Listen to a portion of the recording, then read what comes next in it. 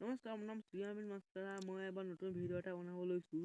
এইটো ষষ্ঠ শ্ৰেণীৰ গণিত 6ৰ দেই 1 নম্বৰ পাঠটো যে পঢ়াইছোঁ সংখ্যাৰ গঠন দেই। প্ৰথমে আমি চাওঁ কি কৰিব লাগে। তাত কি দিছে এইটো তাত বজাৰত মণিয়ে এদিন মাকৰ লগত কিতাপ, টিফিন বাকচ আৰু স্কুল বেগ কিনিবলৈ বজাৰলৈ গ'ল।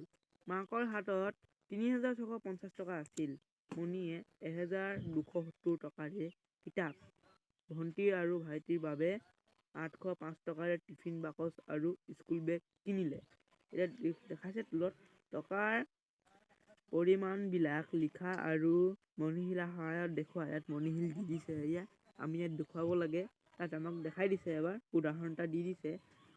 ইয়াত কি দিছে, মাকৰ হাতত থকা টকাৰ পৰিমাণ।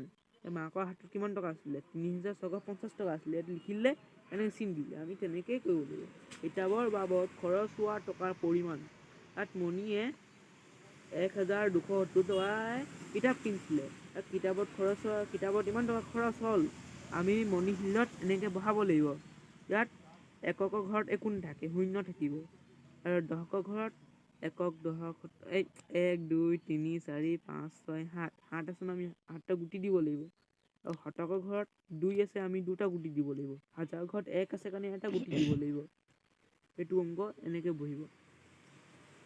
স্কুল বেগ আৰু টিফিন বাকচৰ বাবে খৰচ হোৱা টকাৰ পৰিমাণ। ইয়াত স্কুল বেগ আৰু টিফিনত কিমান টকা খৰচ হ'ল সেইটো দিছে। ইয়াত আমি চাইছোঁ যে ৮০৫ টকাৰে টিফিন বাকচ আৰু স্কুল বেগ কিনিলে।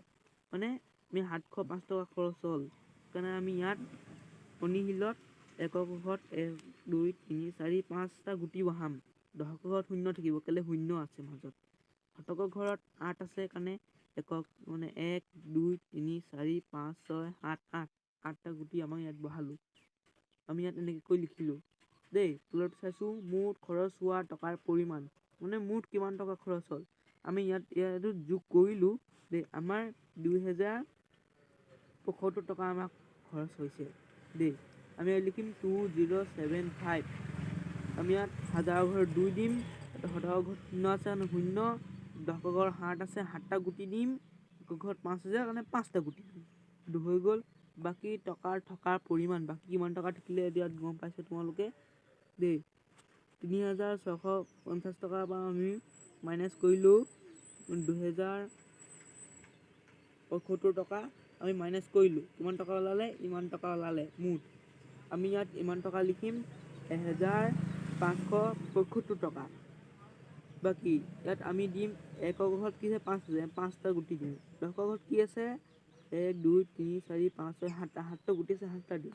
শতকৰ ঘৰত 5টা গুটি আছে, 5টা দিম দেই। হাজাৰৰ ঘৰত ১ আছে কাৰণে এটা গুটি দিম। এইটো পেজটো হৈ গ'ল আমাৰ পাৰ্ট। এইটো ১ নম্বৰ পেজটো। আমি ২ নম্বৰ পেজটো উলিয়াওঁ।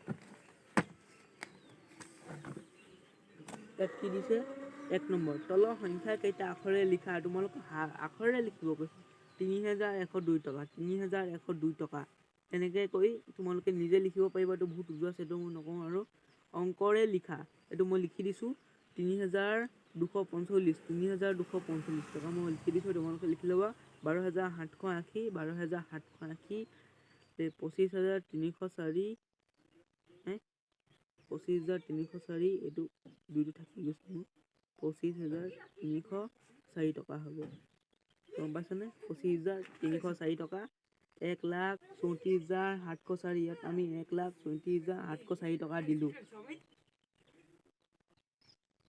এই চোৱা, আমি এইটো ১,৩৪,৭০৪ আমি দিলোঁ। একক, দশক, শতক, হাজাৰ, অযুত, লাখ। ১,০০,০০০ এইটো ১,৩৪,৭০৪ টকা। ঠিক আছে। ইয়াত আছে তলত দিয়া সংখ্যা কেইটাৰ পৰা আটাইতকৈ ডাঙৰ আৰু আটাইতকৈ সৰু সংখ্যাটো নিৰ্ণয় কৰা। এইটো ৩ নম্বৰটো দিছে দেই। আটাইতকৈ ডাঙৰ সংখ্যাটো কোনটো? আমি চাইছোঁ ৬০০ আছে, ৬৫০ যে দেই। একক, দশক, শতক, হাজাৰ, অযুত মানে ৬৯,৮৭৫ টকা আছে। আৰু ইয়াত কি আছে? ৩১৭ টকা। ইয়াত কি আছে? ৪,৯২৭ টকা। ইয়াত কি আছে? ৭,৩৭২ টকা। ইয়াত চবতছে ডাঙৰ কোনটো? চবতছে ডাঙৰ এইটো সংখ্যা দেখিছোঁ আমি, সেইকাৰণে আটাইতকৈ ডাঙৰ সংখ্যাটো এইটো ইমান হ'ব লিখি দিলোঁ। আটাইতকৈ সৰু সংখ্যাটো লিখিব কৈছে। আটাইতকৈ সৰু সংখ্যা কোনটো? তোমালোকে এনেই গম পাই গ'লে এইটোৱে হ'ব সৰু সংখ্যা। 370 টকা এইটো সৰু সংখ্যা। এইটো বি নম্বৰটো চোৱা, কঠিন লাগিব তোমালোকৰ। আটাইতকৈ ডাঙৰ সংখ্যাটো লিখা। আটাইতকৈ ডাঙৰ সংখ্যাটো কোনটো?